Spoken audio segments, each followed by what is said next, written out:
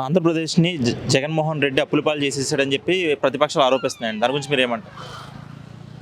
ఆయన అధికారంలోకి వచ్చిన దగ్గర నుంచి ప్రతిపక్షాలు, తోక పార్టీలు వీళ్ళంతా చెప్పే మాట అప్పులు, అప్పులు, అప్పులు.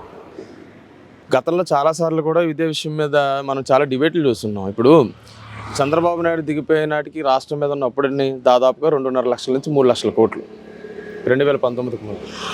ఆ తర్వాత 2022 నివేదికల ప్రకారం ఎప్పుడో ఈ రాష్ట్రం మీద ఉన్న అప్పులు 3.5 లక్షల కోట్లు ఎంతో కాగ్ నివేదికల ద్వారా కేంద్ర ప్రభుత్వం చెప్పింది. ఇదే విషయాన్ని నిర్మలా సీతారామన్ చెప్పింది, పార్లమెంట్లో చెప్పింది, అలాగే లిఖితపూర్వకంగా కూడా ఇచ్చింది.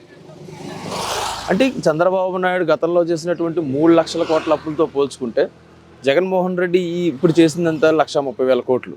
అప్పులు ఎక్కువ ఎవరు చేసినట్టు మీకు గుర్తుందో లేదో, చంద్రబాబు నాయుడు దిగిపోయేటప్పుడు అప్పుల మాట పక్కన పెడితే బకాయిలు, ఈ కాంట్రాక్ట్ బిల్లులు, విద్యుత్ బిల్లులు దాదాపు 80,000 కోట్లు పెట్టాడు. అంటే అప్పుడు ఉన్నటువంటి పరిస్థితుల్లో 3 లక్షల కోట్లు అప్పు ఒక ఎత్తు అయితే, ఈ కాంట్రాక్ట్ బిల్లులు ఇవన్నీ కలిపితే ఇంకొక 1,00,000 కోట్లు, 80,000 కోట్లు అంటే ఇంచుమించుగా వడ్డీలు అన్నీ కలిపి. మరి వాటికి సంబంధించిన ప్రతి నెల వడ్డీలే దాదాపు 60,000 కోట్లు ఎంతో వీళ్ళు కట్టారు కదా ఈ 5 ఏళ్లలో. జగన్మోహన్ రెడ్డి ప్రభుత్వం కట్టింది కదా. పోనీ అప్పులే చేశాడు అనుకుందాం. చంద్రబాబు నాయుడు దిగిపోయినట్టు ఖజానాలో ఉన్నది ఎంత? 100 కోట్లు. ఈ మాట చెప్పింది ఎవరు?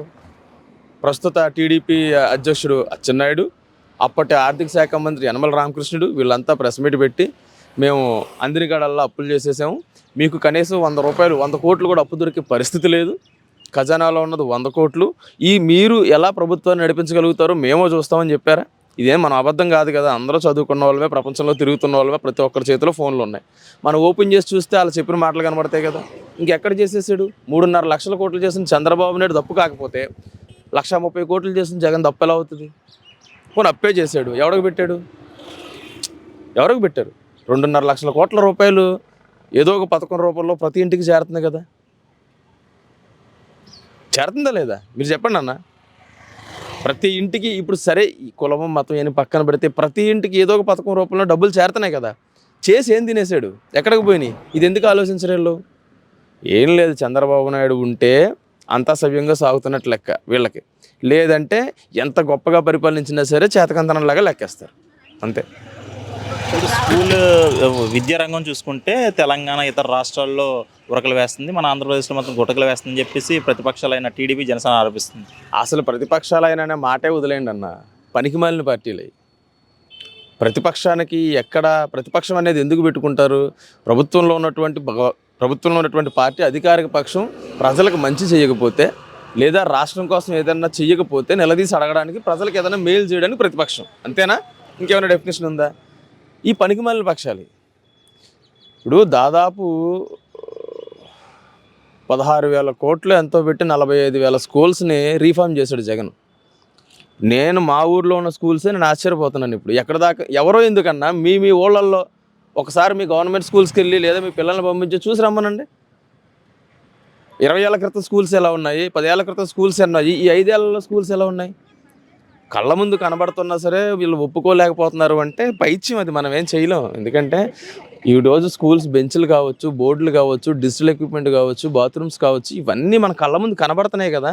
కనబడుతున్న వాటిని కూడా కాదు అంటే ఏం చెప్తాం మనం చెప్పు. అంటే ఎంత పైత్యంతో కొట్టుకుంటున్నారు అనేది మనకు అర్థమవుతుంది. అది ఇదే మాట ఏ స్కూల్ దగ్గరికన్నా వెళ్ళి ఆ పిల్లల్ని చదువుకునే వాళ్ళ దగ్గరికి వెళ్ళి అడిగారు అనుకో, అసలు మాటలతో కూడా చెప్పలేను, అలా కొడతారు జనం. ఇప్పుడు టీడీపీ, జనసేన పొత్తులో ఉంది. అదేవిధంగా బీజేపీని కూడా పొత్తులో కలుపుకునే యోచనలు అయితే వాళ్ళు ఉన్నారు. దాని గురించి కొన్ని కసరత్తులు అయితే జరుగుతున్నాయి. బీజేపీ పొత్తులో కలవడానికి ఒప్పుకుంటుంది అంటారా? బీజేపీ ఒప్పుకున్నా, ఇంకోటి ఒప్పుకున్నా, ఒప్పుకోకపోయినా పొత్తు లేకుండా చంద్రబాబు నాయుడు అనేవాడు ఎన్నికలు చేయలేడు, చేత కాదు అనేది మనకు తెలుసండి. ఇప్పటి నుంచి కాదు. ఫర్ ఎగ్జాంపుల్ మనకు గతం అంతా వదిలేద్దాం, అది అందరికీ తెలిసింది. ఇప్పుడు చూద్దాం, అటు 95 కావచ్చు, అక్కడ నుండి చూసుకున్నా సరే పొత్తులో ఉన్నప్పుడు మాత్రమే టీడీపీ గెలిచింది తప్పితే ఏ రోజు 175 స్థానాల్లో, అంటే ఉన్న అన్ని స్థానాల్లోనూ టీడీపీ పోటీ చేసి గెలిచిన సందర్భం ఒకటి ఉందా? నా వయసు 35 ఏళ్ళు, నాకు తెలిసి నేను ఎలా లేదన్నా కనీసం ఒక 4-5 ఎలక్షన్లు అయితే చూసుంటాను కదా. కనీసం 15 ఏళ్ళ వయసు వచ్చిన తర్వాత నేను చూసుంటాను కదా. ఓటు లేకపోయినా తెలుస్తుంది కదా ఎవడ గెలిచాడు ఏంటనేది. ఎదిగే కొద్దీ ఆ పరిస్థితులు అర్థమవుతాయి కదా. నాకు తెలిసినంత వరకు చంద్రబాబు నాయుడు అనేవాడు ఇండివిజువల్గా అన్ని స్థానాల్లో పోటీ చేసి గెలిచిన ఒక్క ఎలక్షన్ లేదు. ఎవడో ఒకడు సంకన ఎక్కించుకోవటమో సంకన ఎక్కటమో తప్పితే మగాళ్ళలాగా నిలబడి పోటీ చేసి గెలిచిన పరిస్థితి లేదు. ఇక పవన్ కళ్యాణ్ గురించి ఏం మాట్లాడుకుంటాం, పార్టీ రాజకీయాల్లోకి వచ్చి 15 ఏళ్ళు అయింది అతను. ఎప్పుడో మాకు ఊహ తెలిసిన తర్వాత ప్రజారాజ్యం పెట్టినప్పుడు 2009కి ముందు ఎప్పుడో వచ్చాడు యువరాజ్యం అధ్యక్షుడిగా. అది అయిపోయింది. అది అయిపోయిన తర్వాత ఇప్పుడు పార్టీ పెట్టి 10 ఏళ్ళు అయింది. 10 ఏళ్లలో కూడా నువ్వు క్యాడర్ని బిల్డ్ చేసుకోకుండా, పార్టీని పటిష్టం చేసుకోకుండా, మన దగ్గర బలం లేదు, మన దగ్గర సత్తా లేదు, చంద్రబాబు నాయుడు కూర్చోమంటే కూర్చోవాలి, ఒంగోమంటే ఒంగోవాలి, దేకమంటే దేకాలి, పాకమంటే పాకాలి అంటే చంద్రబాబు నాయుడు పెట్టించిన పార్టీ కాబట్టి నువ్వు వాడు సంకనికి ఎలా నాకమంటే అలా నాకుతున్నావు. నిజంగా నువ్వు నీ గడుసుతో పెట్టుంటే గెలుపు ఓటమి నిలబడతావు కదా, పొత్తెట్టుకోవాల్సిన అవసరం ఏముంది? ఇప్పుడు పవన్ కళ్యాణ్ పొత్తు ప్రకటించడనే కదా ముఖ్యంగా కాము సామాజిక వర్గంలో మొహం మీద ఉమ్మేసి తిడుతున్నారు. ఎందుకు తిడుతున్నారు? అందరూ ఇడికిలాగా సిగ్గు లజ్జ లేకుండా ఉంటారా? ఇప్పుడు మనోడు అనేవాడు ఒక పార్టీ పెట్టాడంటే మనకేదో చేస్తాడో, ఎంత కాదనుకున్న లోపల ఒక అభిమానం ఉంటుంది కదా, ఒక వ్యక్తి మీద ఎంతో కొంత కులాభిమానం ఉంటుంది కదా. మరి వాళ్ళంతా ఈరోజు తిడుతున్నారు కదా, ఎందుకు తిడుతున్నారు? మీ దగ్గర నిజాయితీ ఉండుంటే తిట్టరు కదా. ఈ పవన్ కళ్యాణ్ ఇవన్నీ పక్కన పెడితే అన్న, బీజేపీ కలుస్తుందా కలవదా అనేది మనం పక్కన పెడితే, బీజేపీతో కలవకపోవడానికి కారణాలు ఏమి లేవు, కలుస్తుందానికి రీజన్స్ ఏం మొదటి నుంచి. ఇప్పుడు 2014లో కలిసే పోటీ చేశారు, 19లో లేదు, ఇప్పుడు మళ్ళీ కలుస్తారు. ఏమైద్ది? ఎంతమంది కలిస్తే ఏమైంది? దానివల్ల ఏమీ లేదు. జగన్ని నమ్ముతున్నారు. జనం మీద నమ్మకం పెట్టుకొని ఉన్నాడు. ఎందుకంటే అంతకు తగ్గట్టుగా ఆయన పరిపాలన చేశాడు, సంక్షేమం చేశాడు, అభివృద్ధికి అడుగులు చేసుకుంటూ వెళ్తున్నాడు. సో డెఫినెట్గా మనకు మంచి చేసిన వాడినే కోరుకుంటారు తప్పితే మనల్ని నమ్మించి మోసం చేస్తాడు అనేవాడిని ఎవరు కోరుకోరు కదా. సో ఈ పొత్తులు ఏమీ పెద్ద ప్రభావం చూపించేటువంటి పరిస్థితి అయితే ఏమి ఉండదన్న. ఇప్పుడు మంగళగిరిలో లోకేష్ 53,000 ఓట్ల మెజారిటీతో గెలుస్తానని చెప్పి శపథం చేస్తున్నారు. దాని గురించి మీరు లోకేషా పోటీ చేస్తున్నాడా? మంగళగిరిలో పోటీ చేస్తాడా? లోకేష్ గురించి ఏం మాట్లాడతానులే అన్న. ఒక లీడర్ని, ఇప్పుడు నాయకుడు అనేవాడికి కొన్ని క్వాలిటీస్ ఉండాలి. లోకేష్, పవన్ కళ్యాణ్ లీడర్స్ ఎన్నికల బరిలో నిలబడే పోటీకిత్తలంటే నవ్వుతారు. ముందు వాళ్ళు చక్కగా మాట్లాడడం నేర్చుకోమనండి లోకేష్ని. శంకారావం చేస్తున్నాడు, శంకారావం. లోకేష్ నథింగ్ అన్న, అవ్వదు, వేస్ట్. ఇప్పుడు వాళ్ళ నాన్న ముఖ్యమంత్రి కాబట్టి దొడ్డిదారిని ఏదో మంత్రిని చేసి 4 శాఖలు అప్పచెప్పి ఏదో జనానికి ఇగో అని బొమ్మ చూపించాడు. ఇప్పుడు ఆ సినిమా లేదు కాబట్టే కదా, అది అవ్వదన్న. రాజకీయ వ్యూహకర్త ప్రశాంత్ కిషోర్ జగన్ ఓటమి ఖాయం భారీగా ఉంటుందని చెప్పేసి అంటున్నాడు. దాని గురించి 2-3 నెలల క్రితమే అనుకుంటా తెలంగాణ ఎలక్షన్స్ జరిగినాయి. తెలంగాణ ఎలక్షన్స్ అప్పుడు కూడా ఏం చెప్పాడు? కేసీఆర్ మళ్ళీ గెలుస్తున్నాడు, బీఆర్ఎస్ మామూలుగా ఉండదని చెప్పాడు. ఏమైంది పరిస్థితి?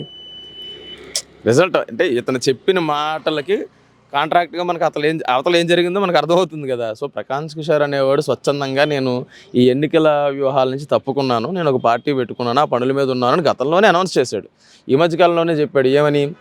నాకున్న క్లోజ్ ఫ్రెండ్ ఒకరు పదే నన్ను వెళ్ళి కలవమంటే పెద్ద ఆయన కదా బాగోదు వెళ్ళి కలిసాను తప్పితే ఇందులో ఎలాంటి రాజకీయాలు లేవు, నాకు ఈ రాజకీయ వ్యూహరచన చేసే ఆలోచన కూడా లేదు, ఐపాక్ నుంచి నేను ఎప్పుడో లెఫ్ట్ అయిపోయాను, అసలు ఐపాక్కి నాకు సంబంధం లేదని అతనే స్వయంగా ఒక నేషనల్ ఛానల్లోనే ఎక్కడో ఇచ్చాడు.